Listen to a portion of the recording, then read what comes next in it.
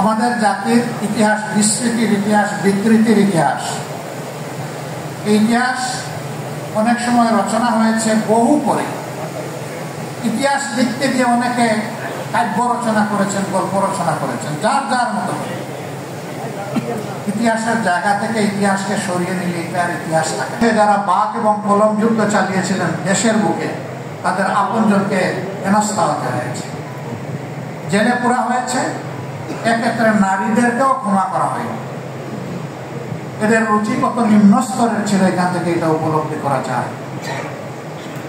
সেই বন্দিদশা থেকে শ্বাসরুদ্ধকর অবস্থা থেকে যারা নিজেদের পবিত্র জীবনটা বিলিয়ে দিয়ে আমাদেরকে এমন একটি পরিবেশ করে দিল, আমি তাদের সকলের হৃদয়ের ভিতর থেকে গভীর শ্রদ্ধা এবং আন্তরিক কৃতজ্ঞতা জ্ঞাপন করছি।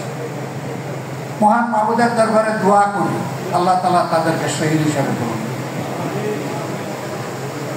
সম্মানিত ভাই ও বন্ধুগণ, দেশ আমাদের সকলের, যে কথাটা আমরা সবসময় বলে আসি, কিন্তু দেশের পাহারাদারি করার দায়িত্ব নির্বিশেষে সকল নাগরিকের। এই কাজ কিছু লোক করে, আবার কিছু লোক নাগরিকের শান্তি কেড়ে নেওয়ার জন্য অপকর্মে লিপ্ত হয়। অপকর্ম যারা করে তারা এটাকে পেশা হিসাবে বিবেচনা করে। একসময় তারা অধিকারের মতো মনে করে, আর বাকি জনগণকে তারা তাদের প্রজা ভাবে, নিজেরা রাজা হয়ে বসে। কিন্তু গাছের গোড়ায় যখন ঝাঁকুনি দেওয়া হয়, ওই ডালে ডালে রাজারা তখন উড়ে গিয়ে অন্য জায়গায় পড়ে যায়। এটা গাছের তলায় পড়ে না, বহু দূরে গিয়ে পড়ে।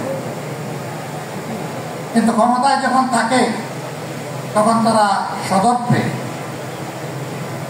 অনেক দাম্ভিকতা প্রদর্শন করে। আল্লাহ তাআলা এই সমস্ত দাম্ভিকদেরকে ছাড় দেন, কিন্তু আল্লাহ তাআলা ছেড়ে দেন না। অতীতের এইরকম স্বৈরাচার ফ্যাসিস্ট যারা ছিল, তাদের নাম বিভিন্ন ধর্মগ্রন্থেও অঙ্কিত হয়ে আছে। একই পরিণতি সবার ভোগ করতে হয়েছে।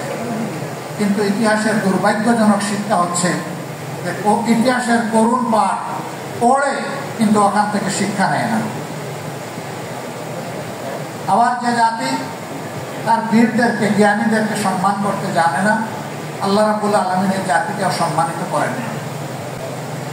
আমাদের জাতির ইতিহাস বিস্মৃতির ইতিহাস, বিকৃতির ইতিহাস। এই ইতিহাস অনেক সময় রচনা হয়েছে বহু পরে।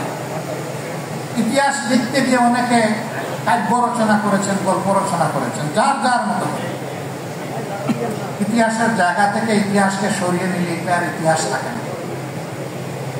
বাংলাদেশ জামাত ইসলামী অনুভব করেছে রাষ্ট্রের উদ্যোগে তো রয়েছে আমাদের দাবি, কিন্তু আমরা একটা দায়িত্বশীল দল হিসেবে আমাদের কর্তব্য আছে। আমরা এই আন্দোলনে শরীক ছিলাম। এই আন্দোলনের মাধ্যমে গোটা জাতি যেভাবে মুক্তি পেয়েছে, এদেশের সবচেয়ে নির্যাতিত দল ঠিক একইভাবে। সুতরাং এই দলের কিছু কৃতজ্ঞতা আদায় করার প্রয়োজন আছে। আমরা শহীদ পরিবারগুলোর কাছে গিয়েছি নিজেদেরকে প্রশান্তি দিতে, তাদের প্রতি সম্মান জানাতে। দোয়া করতে যাইনি, দোয়া নিতে গিয়েছি।